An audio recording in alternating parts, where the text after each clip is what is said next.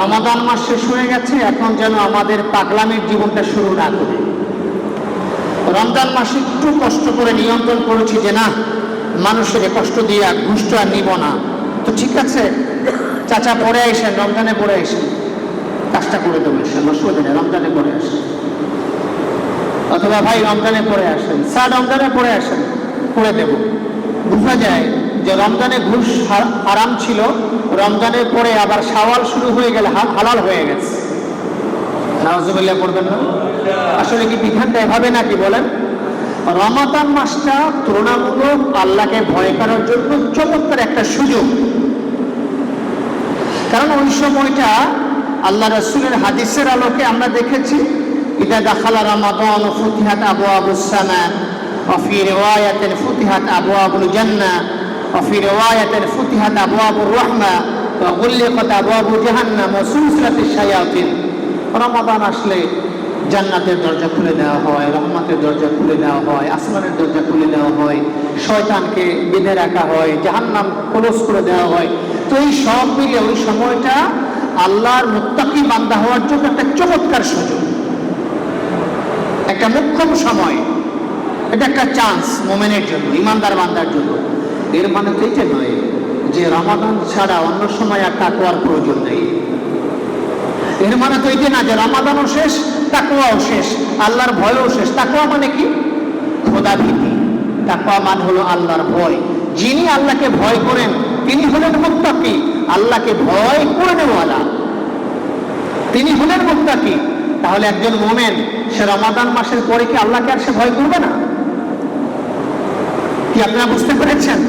একজন মোমেন সে কি রমাদান চলে যাওয়ার পরে সে আল্লাহর সঙ্গে নাফরমানি করবে? একজন মোমেন সে রমাদানও যেভাবে আল্লাহকে ভয় করেছে, জীবনের প্রতিটি সময় প্রতিটি মুহূর্তে সে আল্লাহকে ভয় করবে। এই জন্য রমাদানেও যেমন তাকওয়া, আর অন্যান্য সময়ও জীবনের প্রতিটা ক্ষেত্রেই তাকওয়া। আল্লাহ বলছেন তোমাদের মধ্যে সবচেয়ে আমি আল্লাহর কাছে তার সম্মান বেশি, তার ইজ্জত বেশি। কার?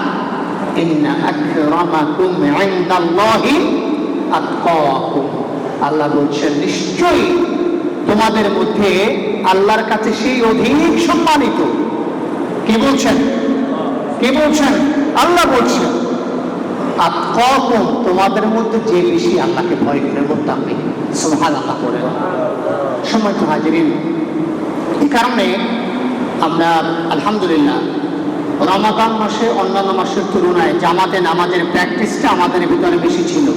এটা বাস্তবতা আমরা দেখেছি। আমরা দেখেছি বিভিন্ন স্কুল, কলেজ, বিশ্ববিদ্যালয় ছেলেরাও ব্যাপকভাবে রমাদানে নামাজ পড়েছে। শহরের মসজিদগুলোতে আজানের আগেই গিয়ে বসে থাকতে হতো, আর না হয় জায়গা পাওয়া যেত না। খুবই চমৎকার দৃশ্য, এটা বড়ই আনন্দের।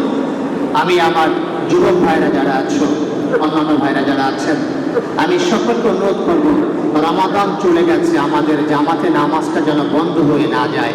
করা যাবে না ইনশাআল্লাহ? রমাদানে যেভাবে আমরা প্র্যাকটিস করেছি, লাভ হয়েছে কি যে আমরা জামাতে নামাজ পড়ার প্র্যাকটিসটা ছিল না।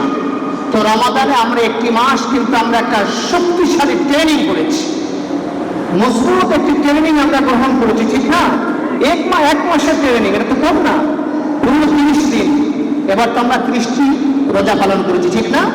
তো 30 দিন কিন্তু আমরা প্র্যাকটিস করেছি কিভাবে নিজেকে নিয়ন্ত্রণ করতে হয়, কিভাবে জামাতের সাথে নামাজ পড়তে হয়, কিভাবে সফর করতে হয়, কিভাবে সহকর্মীকে জ্ঞাপন করতে হয়, কিভাবে সকাল থেকে সুবহ সাদেক থেকে সূর্যাস্ত পর্যন্ত খাবার না খেয়েও খুব প্রশান্তি হৃদয়ে কাটানো যায়। এটা কিন্তু আমরা প্র্যাকটিস করেছি, ঠিক না?